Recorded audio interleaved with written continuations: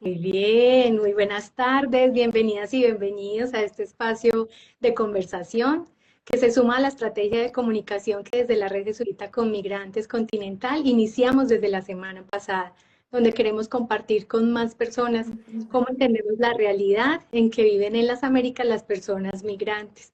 Mi nombre es Natalia Salazar, hago parte del equipo de la Dimensión de Hospitalidad de la Red Jesuita con Migrantes y hoy les acompaño desde Manizales, en Colombia, como facilitadora de esta conversación. Quiero agradecer muy especialmente y sentidamente a Natalia Betancourt, nuestra compañera de disidencia, a Eva, quien participa del diseño de esta linda campaña. Ambas viven en Bogotá. A Ángeles, compañera inseparable del PRAMI, que está en Ciudad de México. A Stephanie, también del SJM Encuentros, desde Perú, que hicieron posible también este espacio. Igualmente a nuestras invitadas que las están viendo, a Maggie y a Ruth, que con todo el corazón las abrazamos. Ellas están en México y en Perú respectivamente. Juntas somos la extensión de la Red Jesuita con Migrantes. Muchos nos preguntan qué es la red. Eso es la red. Es un trabajo conjunto de personas, obras, instituciones, universidades, radios de la Compañía de Jesús, quienes sumamos voces para construir caminos de justicia y hospitalidad. Y hoy queremos poner el foco en una realidad dolorosa: la creciente deshumanización y criminalización hacia las personas migrantes. Documentar lo que está pasando no es solo recoger testimonios, es también una manera de resistir, de denunciar, de abrir espacios de humanidad frente a las políticas que buscan despojarles de su dignidad. Y este envío tiene una finalidad: poder responder con nuestras invitadas a esta pregunta. ¿A qué enfrentan, a qué se enfrentan las personas que tienen que emigrar en la región de las Américas? Vemos lo que está pasando a diario, las redadas en Estados Unidos, vemos como los espacios que antes eran sagrados, como las iglesias, los colegios, los hospitales, ahora son lugares de riesgo para las personas migrantes, y vemos una región llena de miedo que responde con seguridad, donde la gobernanza migratoria no se guía por la hospitalidad, sino por la hostilidad hacia quien tiene que emigrar forzadamente. Documentar no solo registra hechos, sino que revela estructuras y decisiones de poder que de otro modo quedarían ocultas. Por eso, hoy celebramos y traemos a esta conversación 3 informes. El primero, publicado desde el SJM Perú, titulado "De la hospitalidad al control", así como 2 informes del Programa de Asuntos Migratorios de la Universidad Iberoamericana de Ciudad de México, "La militarización del Instituto Nacional de Migración", y "Acompañando Caminos de Esperanza, situación de las personas defensoras de derechos humanos de la población migrante". Le damos la bienvenida pues a Maggie y a Ruth, que nos estarán acompañando. Ellas también estarán respondiendo sus dudas o comentarios, entonces les invitamos, ya vemos que están ahí interactuando en el chat, entonces que si quieren, tienen algún comentario, una pregunta, la puedan poner ahí. Y empiezo presentando a Margarita. Ella es defensora de derechos humanos, actualmente coordina el programa de asuntos migratorios de la Universidad Iberoamericana de Ciudad de México. Es licenciada en Relaciones Internacionales por el Instituto Tecnológico Autónomo de México, maestra en Antropología Social y doctora en Antropología por el Centro de Investigación y Estudios Superiores en Antropología Social.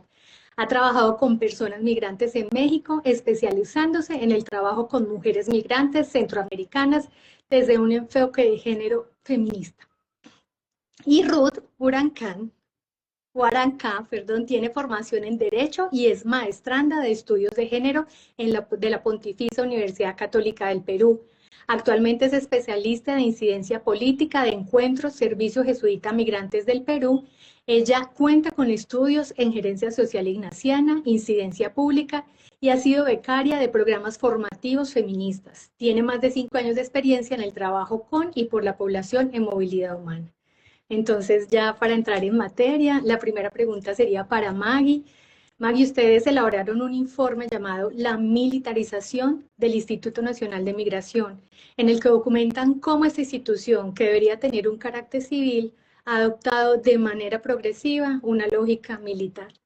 Cuéntanos sobre esto y especialmente qué han observado ustedes respecto a los impactos en las personas migrantes. Muchas gracias y bienvenida.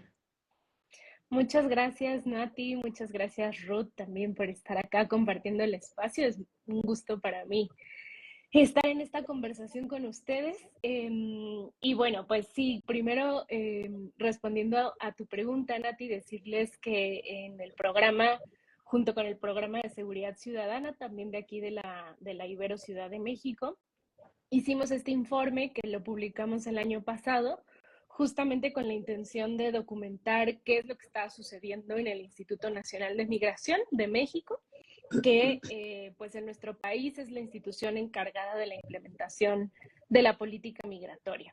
Y en realidad esta pregunta nos surge, ¿no? Luego de varios años en los que veníamos viendo un comportamiento de los agentes de migración, pues cada vez más, podríamos decir errático, pero en realidad es cada vez más arbitrario, incluso ilegal, ¿no? Los propios agentes de migración no respetando la propia ley de migración que les rige o que su deber o su función es cumplir dicha ley. Y entonces eso nos hizo acercarnos a este instituto con la pregunta de qué está sucediendo en el instituto, cuáles son las normativas que están rigiendo al instituto, cuáles son las normativas internas que están rigiendo el actuar cotidiano de los agentes de migración. Y justamente lo que identificamos es que ha habido un proceso paulatino, pero que sobre todo en el sexenio pasado, sobre todo de 2018 a la fecha, se ha venido intensificando, que tiene que ver con pues como una institución que en principio, de acuerdo a la ley, de acuerdo a los reglamentos que la rigen, etcétera, debería de ser una institución de carácter civil, se ha venido militarizando. Y esto pues implica, digamos, no solo una contradicción en su naturaleza o en lo que debería de ser la institución, sino justamente que tiene efectos pues muy directos en términos de cuáles son las repercusiones en la población que esta institución se supone que debería de atender, ¿no? Porque en principio, además, pues en México migrar, por ejemplo, sin documentos, pues no es un delito.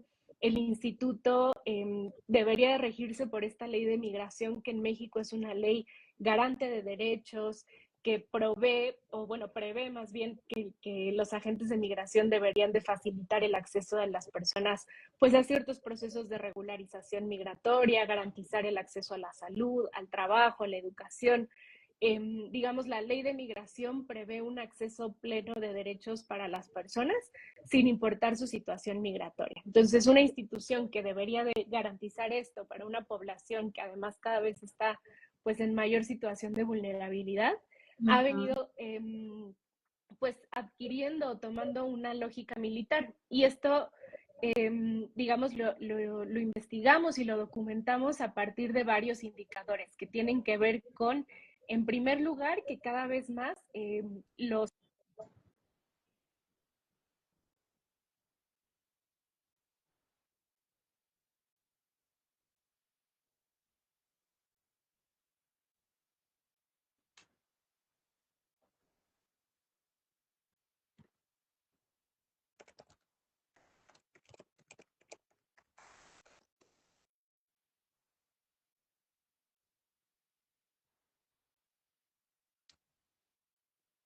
Maggie, que no te estamos escuchando, no sé si... tal vez es el internet. Ahí, ya, otra vez. Ay, perdón. Va. Sí, pues en segundo lugar sigo. Si me vuelvo a trabar o lo que sea, me van contando. Ok. También documentamos cómo los agentes de migración, que son los encargados de responder directamente a las personas migrantes, pues en la vida cotidiana, en los trámites, en las interacciones diarias de las autoridades de este país con las personas migrantes, pues cada vez más están recibiendo también una capacitación militar, ¿no? Y están siendo formadas con un entrenamiento que les enseña cosas como combate táctico, control de masas, etcétera, ¿no? Con una perspectiva, pues, justamente militar. Y algunos tres elementos más que menciono, y con eso paso, pues, ya a responder de lleno a la pregunta sobre los impactos. También identificamos justo que cada vez más los agentes de migración y el Instituto Nacional de Migración usa tecnologías y también armas que son justamente que vienen de, pues, del entorno militar, armas que en México se consideran de uso exclusivo del ejército o tecnologías que fueron creadas por empresas de armamento militar justamente para la identificación biométrica de las personas, etcétera. Y las dos cosas adicionales, también identificamos cómo se ha ido construyendo una narrativa que usa muchos eufemismos para hablar de la migración desde las autoridades, que va haciendo como esta idea o construyendo esta idea, este simbolismo de que las personas migrantes pues son una amenaza a la seguridad nacional, etcétera. Y finalmente que pues las autoridades de México, sobre todo, y en particular el Instituto Nacional de Migración, cada vez colaboran más también con el gobierno de Estados Unidos para, digamos, justamente el intercambio de tecnologías, el intercambio de información e incluso la capacitación de los agentes del Instituto Nacional de Migración. Muchas veces reciben capacitaciones, por ejemplo, de los oficiales de CBP de Estados Unidos, ¿no? Entonces, bueno, eso es lo que, digamos, lo que documentamos y lo que investigamos, y es cómo se está viendo la militarización pues, de esta institución responsable de la atención a personas migrantes en México. Y esto documentamos pues que tiene unos impactos pues y unas consecuencias directas muy graves en las personas migrantes y en la protección y garantía de sus derechos humanos fundamentales. En primer lugar, documentamos, por ejemplo, cómo pues justamente este entrenamiento militar ha implicado que cada vez más se despliegan ciertos operativos para el control migratorio, para detener a las personas, que son operativos en donde se hace un uso indebido de la fuerza o incluso un uso de la fuerza que está por fuera de la ley, porque estos agentes en teoría no tienen facultad para usar la fuerza. Esto implica agresiones físicas y agresiones verbales, pero también documentamos, por ejemplo, detenciones arbitrarias en condiciones inhumanas para las personas e incluso violaciones graves a los derechos humanos como la separación familiar, ¿no? Una estrategia que han usado los agentes de migración para detener a las familias es, por ejemplo, detener a los niños para obligar a que los adultos se entreguen a las autoridades. Y lo decía al principio, ¿no? Las preguntas que nos acercaron en realidad a esta investigación.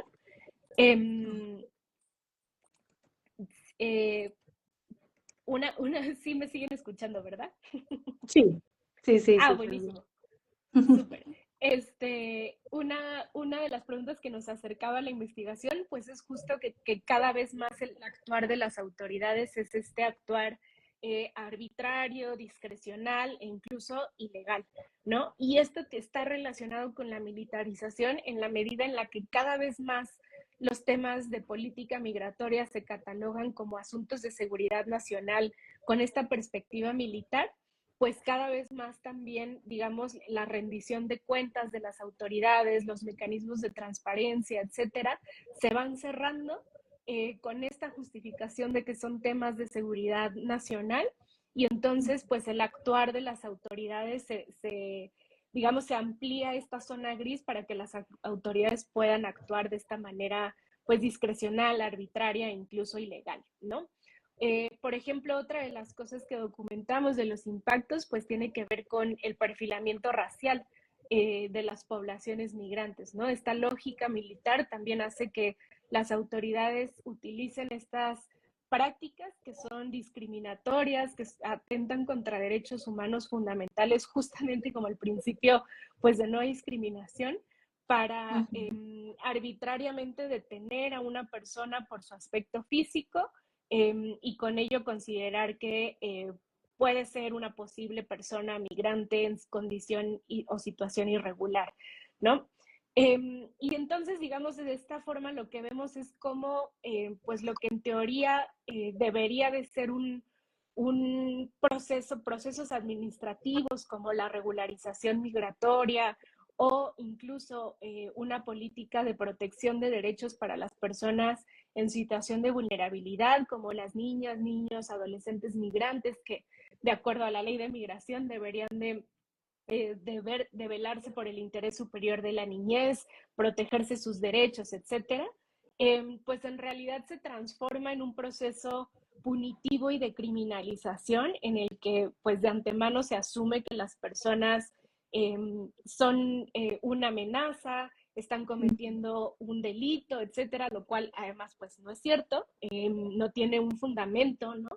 Y en esa medida pues se va normalizando que estas tareas que deberían de ser de protección, en las que deberían de estar involucradas autoridades como la de acá en México tenemos Procuradurías de Protección a la Infancia, el Instituto para la Mujer, ¿no?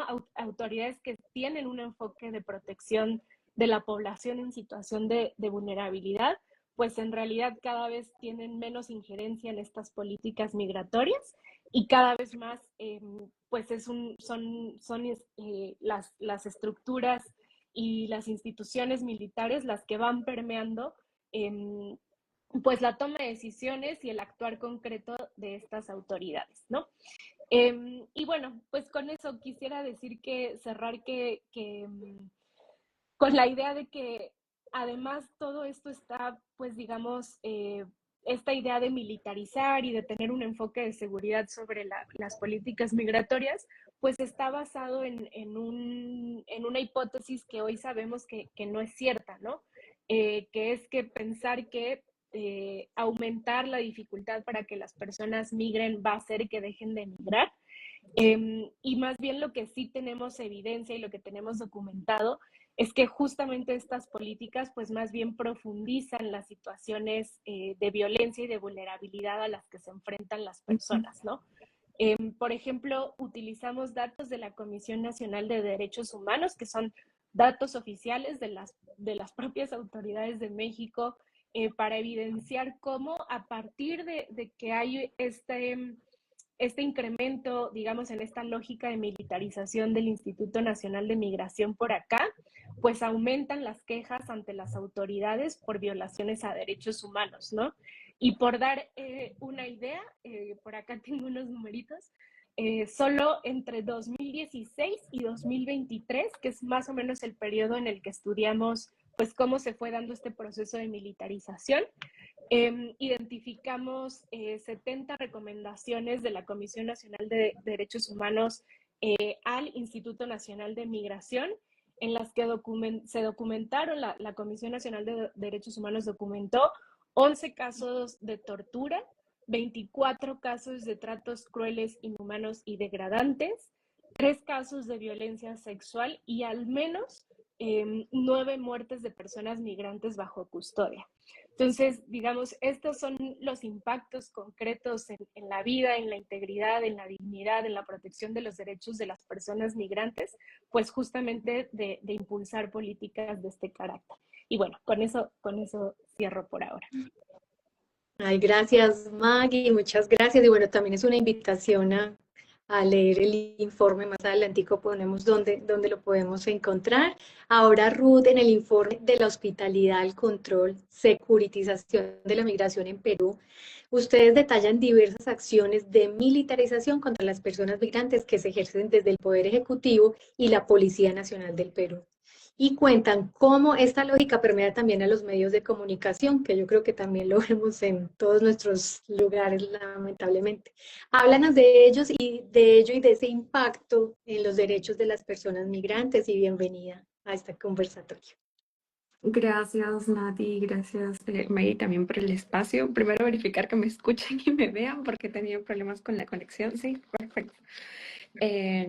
Pues lo que está pasando en Perú no dista mucho, lamentablemente, de lo que nos estaba narrando Maggie al inicio, y creo que lo que está pasando en toda la región de América Latina, ¿no?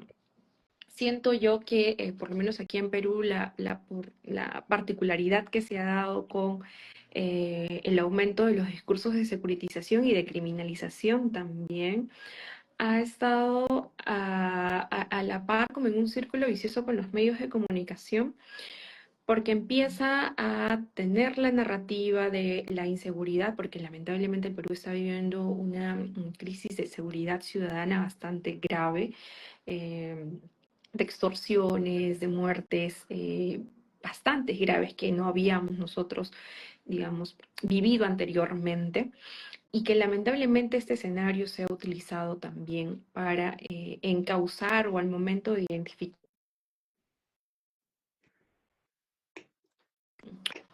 ¿Me escucharon? Ahora, sí, ahora sí. La migración como una excusa narrativa para justificarlo, ¿no? Empezar a ver que es la población migrante que está ingresando, que está aquí en Perú, quienes cometen estos hechos. Y aquí, claro, los medios de comunicación son importantes porque cuando se narra de quiénes son los causantes de esto, hay una exacerbación en el discurso de que son la población de determinada nacionalidad, ¿no? Entonces, que no dejan de ser hechos ciertos que suceden, pero hablarse solo de ese grupo reducido pareciera que fueran los únicos causantes, ¿no? Entonces, eso hace que también a nivel del Ejecutivo, en este marco de desesperación ciudadana por todos los crímenes que se cometían, que el Congreso diera facultades al Ejecutivo para que legislara en esa materia. Y dentro de varias legislaciones que han dado en materia, una de ellas tuvo un énfasis en temas migratorios. Entonces así salieron 3 decretos legislativos que dentro del informe se estipula como si fuera el inicio también, ¿no? Está el decreto legislativo 1582, que habla de un proceso nuevo, expedito, que sería el PASE, en el que en menos de 24 horas se podría llevar un proceso de expulsión, ¿no? ¿A razón de qué? Todas las causales que ya estaban impuestas en el 1350, que es la ley de migraciones, pero que poco a poco a esa cláusula de causas por expulsión se han ido agregando incisos, por ejemplo, como el no identificarse, ¿no? ¿Cómo llega la posibilidad de que una persona no se identifique a hacer una causal para expulsión, ¿no? Eso es un poco que se empieza a agravar la situación. Y el mismo proceso, el mismo pase en sí mismo, por el tiempo tan corto en el que se daría esta expulsión, deja básicamente sin piso al poder ejercer el derecho a la debida defensa, ¿no? Y en medio de todo eso, pues el aval ciudadano de está bien, de una medida que es adecuada porque estábamos viviendo demasiada inseguridad y porque había demasiada migración irregular. Entonces, es un círculo vicioso narrativo de estos ejes que han venido legitimando, ¿no? Hasta ahora y se siguen dando, ¿no? Hasta llegar incluso a estipular como delito, y aquí ya viene la criminalización en sí misma, del reingreso clandestino como un delito, ¿no? Entonces es básicamente un juego normativo perfecto porque hace que las personas al no identificarse y estén incurriendo en una causal administrativa, que por lo tanto van a ser expulsadas, pero son personas que sabemos van a volver a ingresar, y porque el mismo proceso de expulsión, hablando de la economía legislativa, normativa, no da el presupuesto logístico para realmente hacer una expulsión que sería remitir a todas las personas a sus países de origen o a algún otro país, algún otro tercer país sobre el que el Perú tenga convenio para llevar a las personas, ¿no? Entonces, básicamente es llevar en fronteras. Entonces, son personas que vuelven a ingresar y lamentablemente no es porque quieran incurrir en esa falta, sino porque tienen familias aquí, porque ellos están haciendo un proceso de una vida. Entonces, eso dificulta y lamentablemente sí agrava las posibilidades de poder hablar en términos de integración, en términos de finalmente crear, digamos, un ambiente de una coexistencia pacífica, ¿no? Entonces, igual como Maggie mencionaba, ¿no? Pareciera que todos los esfuerzos están en volver medidas restrictivas cada vez más, pero no termina siendo la solución, sino también creo yo, como un autogol al propio gobierno, porque todo eso lleva a no tener registro de las personas que se tienen, a tener familias cada vez más empobrecidas, y si hablamos en términos de desarrollo, quizás ese capital humano no siendo posible de dar todos los aportes que tienen como ciudadanía. Entonces, dificulta bastante eso y en el informe tratamos de llevar este análisis más cualitativo de las normas que se han ido dando, de recoger un par de datas, pero creo que para nosotros lo más valioso fue recoger testimonios de la población, ¿no? Cómo finalmente esto afecta a la población y lo más triste es que finalmente vulnera, rompe y debilita toda la red de apoyo que ellos puedan tener, porque tienen que estar constantemente desplazándose, cambiando sus dinámicas diarias para que no sean intervenidos, para que como familia se reorganicen, en qué actividades, en qué lugares deciden estar también, ¿no? Entonces, esto es algo que sí preocupa no solo para si realmente con estas medidas atiende la seguridad ciudadana y sobre todo cómo el país está cumpliendo o no con sus deberes de protección también para estas personas que en muchos de sus casos no es que hayan venido a delinquir, sino más bien en un proceso de huida y teniendo medidas tan restrictivas para el ingreso, no queda más que ingresar esto, ¿no? de manera irregular. Entonces es un poco la temática del informe, cómo también las normas, pero también cómo discursivamente esto se refuerza y cómo finalmente hay esta validación, ¿no? De todos los sistemas, de todos los medios, tanto desde el Poder Ejecutivo, medios de comunicación, la sociedad también está de acuerdo, ¿no? Y eso es lo perverso cuando hablamos en materia de protección, ¿no? Cómo se llega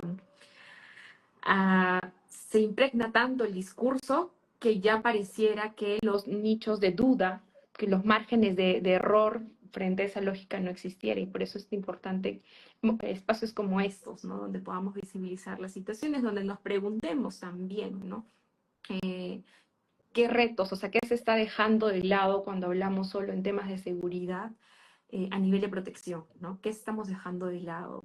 En, en derecho hablamos mucho de ponderar las cosas para tomar decisiones. En este proceso de ponderación, ¿qué tanto estamos perdiendo o ganando también en el cumplimiento de todos los mandatos y estándares mínimos internacionales que deberíamos cumplir para la protección de estas personas? Porque su dignidad humana se moviliza con ellas. Entonces, eso es importante tener el foco siempre, ¿no? Las personas no solo sus derechos también se movilizan con ellos, su dignidad humana también, indistintamente de la nacionalidad y del territorio. Bueno, Ruth, muchas gracias también. Saludamos a todas las personas que también nos siguen en este momento. Gracias, les envían a las dos muchos saludos. Y siguiendo un poco, me quedo con esa palabra que dijiste, como un círculo vicioso de narrativas. Y eso es lo que estamos viendo. Y escuchando a Maggie y escuchándote a ti, yo creo que cada uno y cada uno desde nuestros países eso lo está sintiendo. No son coincidencias, es algo que está pasando. Y ustedes con los informes también nos lo están reafirmando un poco, entonces quería hacerle una pregunta a las dos. ¿Ven una relación entre esta tendencia de los estados latinoamericanos y la xenofobia y otros discursos de odio? ¿Y cuál piensan ustedes que es esa relación? Si quieres, Maggie, empezar y después Ruth, gracias. Gracias, Nati, por la pregunta y pues coincido mucho también con lo que ha compartido ya Ruth, ¿no? Creo que lamentablemente justo, aunque nuestros informes hablan de realidades nacionales, pues dan cuenta de tendencias que son regionales, ¿no? Y por supuesto que creo que hay una relación justamente, ¿no? Entre estas políticas cada vez más restrictivas y pues la xenofobia en toda la región.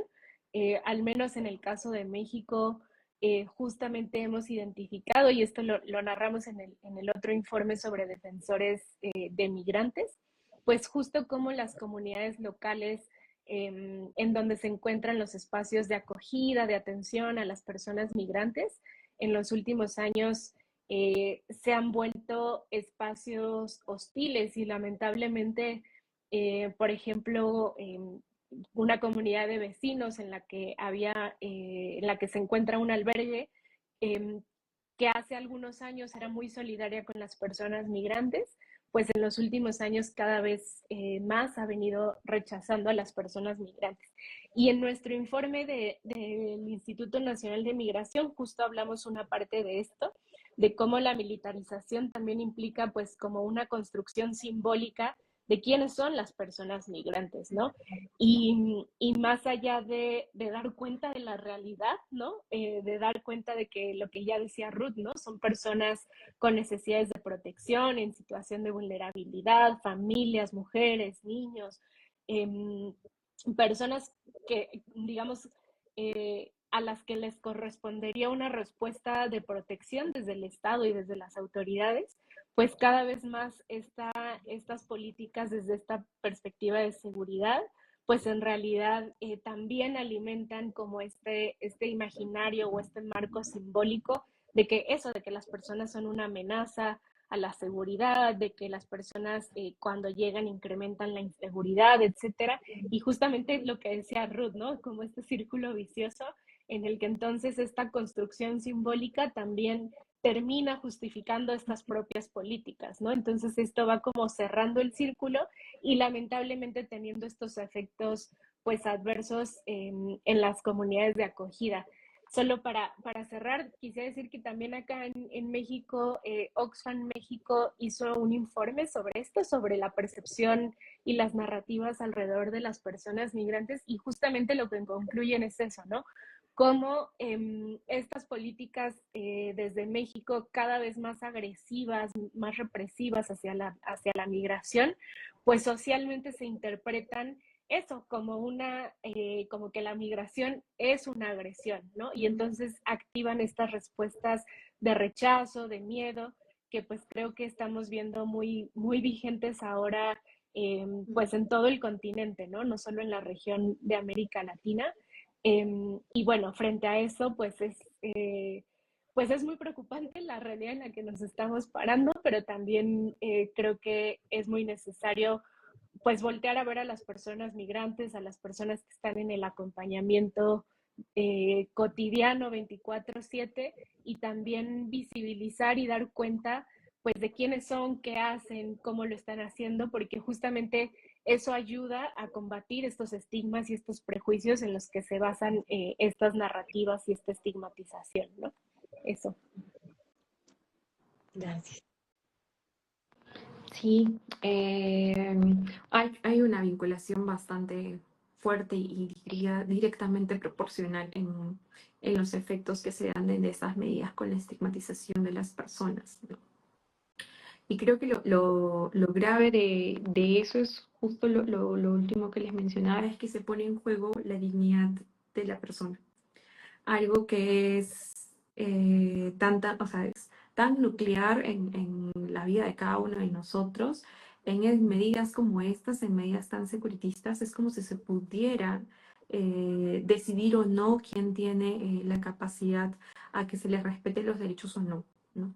Y la estigmatización hace eso, o sea, hace que no veamos a la persona en su dignidad humana en sí misma, sino que veamos cuán peligrosa es para nosotros como comunidad, ¿no?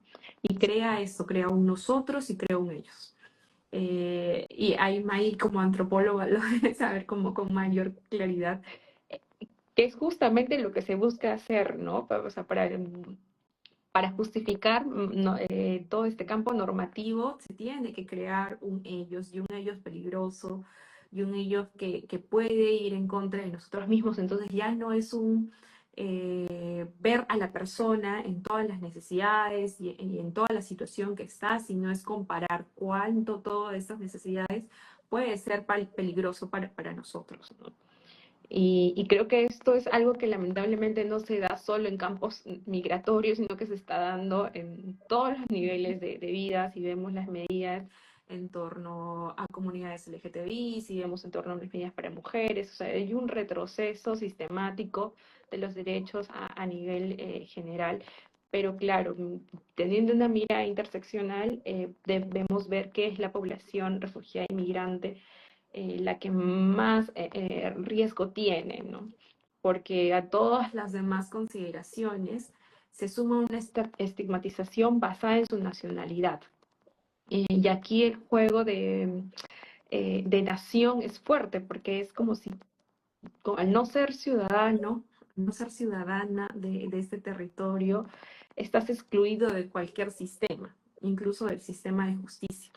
Nosotros realizamos mensualmente un monitoreo de protección que va a las fronteras y aquí en algunos distritos principales de Lima a monitorear cómo va la situación de las personas que están decidiendo quedarse en Perú, pero también que están en tránsito. Y una de las preguntas es frente a los abusos que sufren.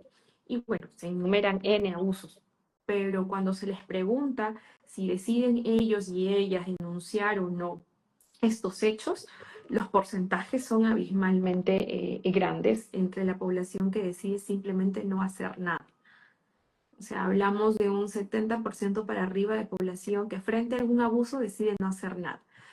¿Y por qué? Porque uno, no conocen, o otro, porque simplemente tienen miedo de qué vayan a hacer frente a ellos y ellas, ¿no? Y también porque cuando lo han intentado hacer, muchas veces no han tenido respuesta. Y más bien es una inversión del tiempo estar en todo el proceso. Entonces prefieren no hacer nada. Y de ahí le sigue el porcentaje de población que decide desplazarse.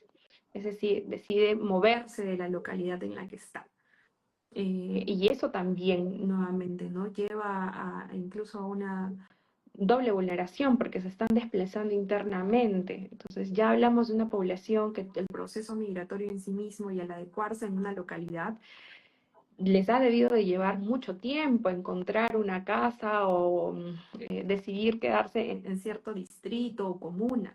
Movilizarse de esos lugares implica un doble esfuerzo más y se pone también en riesgo nuevamente, ¿no? La integración y la posibilidad de que se lleve a una convivencia pacífica que finalmente contribuye a todos, porque son personas que también se van integrando a las dinámicas locales, a las dinámicas comunitarias que se tienen y aportando también a nivel de ciudadanía, sobre todo eso, ¿no? Entonces, sí tiene un efecto directo y sobre todo tiene este efecto lamentable en la capacidad de exigibilidad de sus derechos.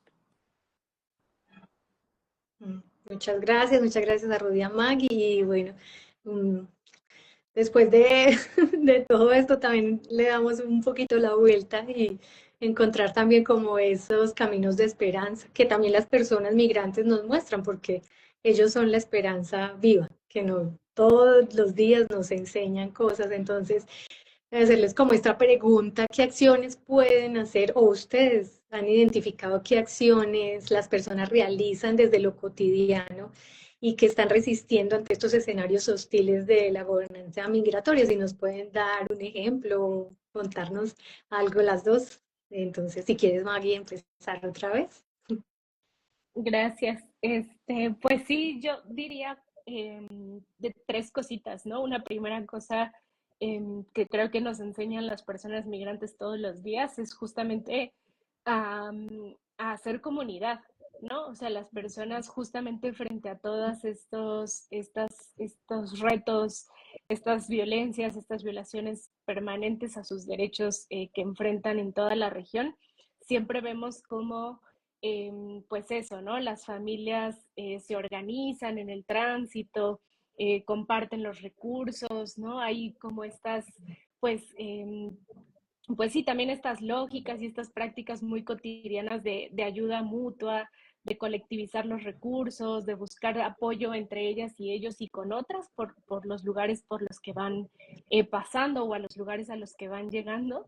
Y creo que esa es una lección fundamental y que de alguna cierta manera nosotras acá en la red reproducimos, ¿no? Desde pues desde este nivel más de obras, de organizaciones, de universidades, etcétera, pero justamente creo que, pues sí, solo sumando esfuerzos y haciendo comunidad es que podemos tener impactos más largos, de más profundidad, mayor alcance, pero al mismo tiempo hacer frente a estas cosas que a veces suenan tan desesperanzadoras porque son muy estructurales, muy grandes, muy avasalladoras, ¿no? Pero en lo cotidiano las personas resisten todos los días y encuentran una forma de darle la vuelta a a estas políticas todos los días. Entonces creo que esa es una lección pues directamente que recojo de ellas. Y dos cositas más que quisiera decir es, pues al menos acá desde la universidad y el trabajo que hacemos, creo que uno justamente lo decías al principio, Nati, es la documentación, ¿no? Y estos informes, la experiencia también del SJM encuentros, justamente dan cuenta de cómo pues la investigación, la documentación de estas realidades ayuda, uno, a visibilizarlas, pero dos, también a desmontarlas, a que nos las cuestionemos. Entonces, creo que la documentación es una herramienta fundamental. Y la última, para cerrar, diría que pues también, de nuevo, ¿no? Desde nuestro papel en la universidad, pero en general como actores que tenemos una interlocución cotidiana con autoridades, otros actores sociales, etcétera, pues con base en esta evidencia, pues también sensibilizar y formar a las personas en estos temas y desde estas perspectivas con esta evidencia, ¿no? Porque justamente ya lo mencionábamos en la conversación, pues muchos de estos estigmas, de pues de estas narrativas de xenofobia, de deshumanización, etcétera, pues en realidad se basan en datos que son falsos, en mitos, en prejuicios, y entonces justamente la documentación también nos permite la sensibilización y la formación, pues en el caso de la universidad, la formación de quienes hoy en día están preparándose para ser futuros y futuras profesionistas, y que es fundamental que se acerquen a estos temas desde esta mirada humana, ¿no? Y basada en datos, en evidencia, en la realidad. Eso. Gracias. Sí, la invitación va por por el mismo hilo, ¿no? La posibilidad de documentar los hechos, pero creo que también cada vez abrir más paso a la documentación de la capacidad de agencia de las personas refugiadas y migrantes, ¿no? Lo que mencionaba también May, cómo lo están viviendo, qué están haciendo, porque frente a todo este contexto no son personas que se quedan paralizadas o que necesiten la intervención de alguna ONG o de cooperación internacional para recién actuar, ya vienen actuando y vienen liderando sus propios procesos. Visibilizar eso es también devolverles que no solo los miramos desde los desafíos que tienen, ¿no? Sino justamente de su capacidad de agencia, de las capacidades que vienen implementando y vienen desarrollando de manera comunitaria, sobre todo. Creo que lo que nos enseña siempre todos los movimientos migratorios es que todo se logra en comunidad. Y aquí en Perú vienen haciendo diferentes trabajos líderes y lideresas comunitarias que han formado sus propias ONGs, que han formado, digamos, estos espacios de encuentro para para sus propios compatriotas, pero también para la población con la que van haciendo comunidad, que suelen ser personas peruanas, ¿no?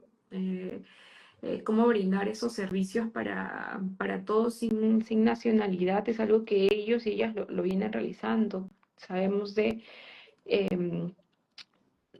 de ONGs que están naciendo, que trabajan, por ejemplo, en ollas comunitarias, que es algo que nació muy por los 80, incluso antes, o los 90 quizás, aquí en Perú, de tener ollas comunes en comunidades más empobrecidas para justamente ver todo este cuidado alimentario, solucionarlo en comunidad. Y muchos de ellos y ellas se han sumado a este tipo de acciones. Entonces eso es como súper positivo.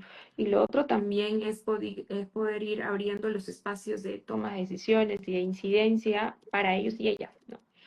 Nosotros cuando hablamos de incidencia ignaciana no hablamos de nosotros llevar las narrativas de ellos para su defensa, sino tener esa mirada en la centralidad de la persona y por lo tanto también verla en la capacidad de, como titulares de derechos, también hacer exigibles por su voz propia en estos espacios. Entonces, esto es un desafío porque definitivamente involucra mucho recurso también y estrategias de cómo llevarlo, pero por lo menos hemos podido ver cómo poco a poco se van abriendo espacios para ellos y ellas, ¿no? dentro de todo lo discutible que puede ser el proceso de Cartagena más 40, el hecho de que se tenga la participación de organizaciones lideradas por las propias personas refugiadas suma mucho a la discusión, por lo menos el que estén. De ahí hay otros desafíos que se tienen que mejorar para que sea una participación eficaz también, pero creo que ya al ir tomando algunos espacios puede ser una buena señal. Entonces, yo también me quedaría con esas 3 estrategias para poder potenciar eh, esta capacidad de resiliencia, pero sobre todo la capacidad de exigibilidad de sus derechos. Muchas gracias, pues ha sido un espacio muy valioso. Gracias de verdad y también por hacernos ver y que la documentación también es una forma de resistir. Muchas veces todos los informes y como que uno siente que no, y si tienen que salir a la luz, entonces invitamos a las personas que nos están siguiendo, que sigan también las redes del PRAMI, de SJM Encuentros, que sigan la red de hospitalidad, ahí van a encontrar información y también salir al encuentro a la calle. También digo, uno tiene que salir a hablar con las personas cuando se rompe ese muro de la indiferencia y del miedo y no es capaz de hablar con ellas y ellas sabemos que todos somos iguales humanos y ahí se rompen esos muros que a veces nos llevan al miedo y a la indiferencia. Entonces, muchas gracias. También queremos que las personas un poco hablen desde la experiencia, que nos presten sus ojos, nos presten sus oídos y que también se sumen a estas redes y apoyen a las personas que están en movilidad, porque igual mañana no sabemos, podemos ser también nosotras, todas y todos estamos siempre en movimiento. Entonces, gracias, que se sumen a las redes, que sigan estos encuentros tan bonitos. Gracias, Ruth, gracias, Maggie, bueno, y a todas las compañeras que les dimos los agradecimientos al principio. Es un placer y seguiremos conectadas. Un abrazo. Muchas gracias. Bueno, Abracitos. muchas saludos les envían ahí todas las personas que se conectaron. Un abracito, que estén muy bien. Feliz tarde y gracias a todos por seguirnos y a todas. Chao.